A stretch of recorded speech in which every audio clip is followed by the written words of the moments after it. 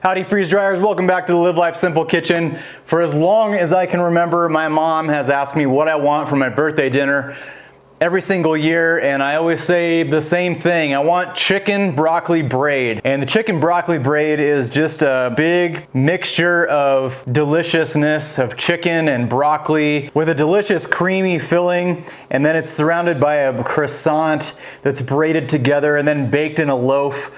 And it's wonderful. So today I'm gonna try and do my freeze-dried version of a chicken broccoli braid. And I really think the freeze-dried chicken broccoli braid filling, minus the crescent rolls and minus the mayonnaise, can hold up really well. I think it would be really good in a sandwich, and I think it would be really good as a dip even. Today I'm gonna put my freeze-drying cooking skills to work and see if I can make a freeze-dried chicken broccoli braid filling, a chicken broccoli braid filling sandwich or dip coming up.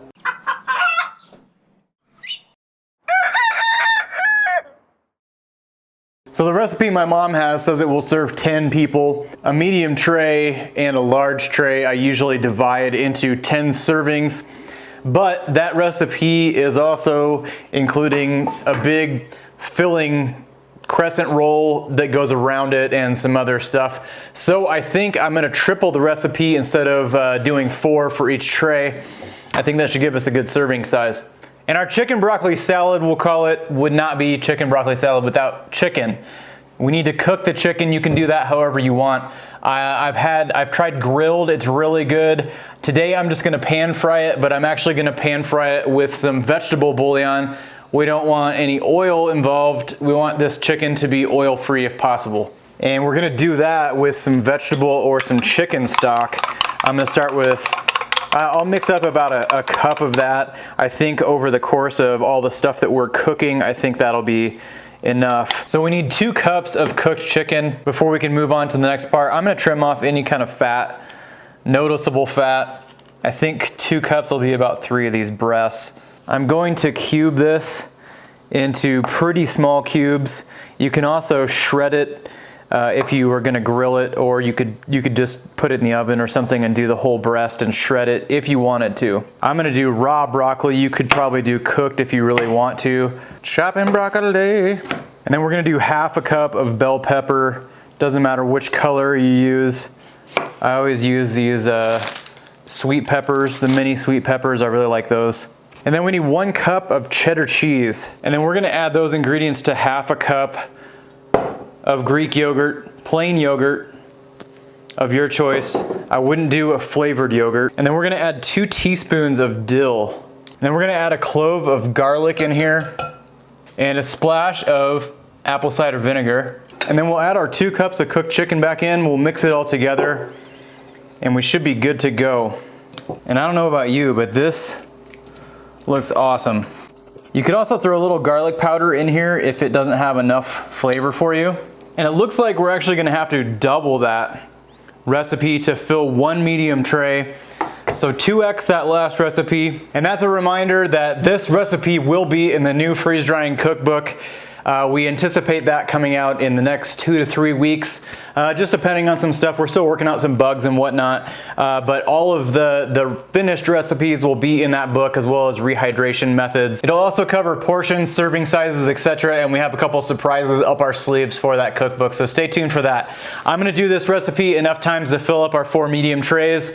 We'll throw them in the deep freeze, and then I'll meet you at the freeze dryer. All right, so I did 8x that first recipe. Each tray would be 2x. I would recommend doing each tray as a separate cook, just because it gets a little overwhelming otherwise. I did actually run everything through a food processor after I did that first one, and it actually made the consistency and the texture a lot better. I like it better, and I think it will reconstitute better. I'm gonna throw dividers in each of these. I'm gonna do 10 portion, and that'll give us a nice serving size, a good serving size for a sandwich or for just rehydrating on the road, camping, whatever you're doing. And then I'm also gonna throw a lid on here, and then we're gonna go in the deep freeze with all of these.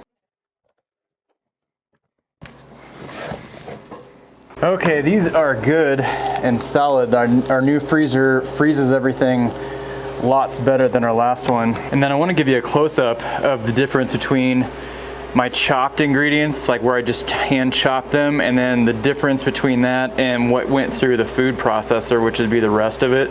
I really like the texture of the stuff that went through the food processor a lot better. I think it's gonna do a lot better, and it's a lot smoother. So while we're waiting for this to get loaded and freeze dried, make sure you subscribe to our channel, Retired at 40, Live Life Simple. We do freeze drying on this channel, as well as other things that relate to that, some prepping, some food storage, some gardening. And while you're subscribing, make sure you click the bell to get notifications. That'll let you know when a new video comes out. Sundays, 8 a.m. for us, but if you miss it, that'll send a notification to your desktop or your cell phone. And if you find our content and our videos helpful, let us know, give us a thumbs up, let YouTube know and give us a thumbs up. And if you have any questions, concerns, comments about freeze drying, join one of our social media groups. We have a Facebook group and a MeWe group. It's Retired at 40's freeze drying group. All kinds of knowledgeable people on there, including myself. And if you're not comfortable with social media or posting or whatever, you can actually just use the search function with this magnifying glass within those groups. And you can search old threads, keywords, members, and we have enough members now and we have enough posts that I think just about anything you can possibly think of will be on there. And if you have any questions about the freeze dryers made by harvestright, you can actually use our affiliate link down below in the description. If you go through that affiliate link, it'll take you to their site. It'll tell them that we sent you there and gave you the information, and it'll send us a small commission. We use that for the giveaways in our social media groups. We also use it to develop products for freezedryingsupplies.com. That's any of the accessories or products that you've seen in this video can be found there. And either way, it goes back to the freeze drying community. We're really trying to grow the community and make it known. And it may not be my birthday, but if this chicken broccoli braid turns out freeze dried, it might as well be. So we'll see you in a second. All right, our cycle was a pretty quick one, 29 hours, 59 minutes, so almost 30 hours. I'm gonna use our infrared thermometer and we're gonna see if we can find any cold spots in here. Looking for just a dramatic change. Looks like most of this stuff is in the 60s and all of this looks really, really good. This is gonna make really great portions. We have equal serving sizes now. I think I'm gonna bag mine up in a 2 serving in the Avid Armor, and then we will rehydrate these bad boys and we'll see if we can have some freeze-dried chicken broccoli braid.